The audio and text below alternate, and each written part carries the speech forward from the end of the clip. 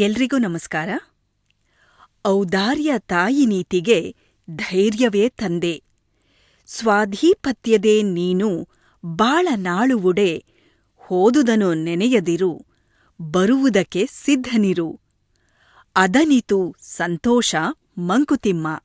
ಇದರ ಅರ್ಥ ಈ ರೀತಿಯಿದೆ: ನಿನ್ನ ಬಾಳನ್ನು ನಿನ್ನಿಷ್ಟದಂತೆ ನೀನೇ ನಡೆಸಲಾದರೆ ನೀತಿಗೆ ಔದಾರ್ಯವೇ ತಾಯಿ, ಧೈರ್ಯವೇ ತಂದೆ.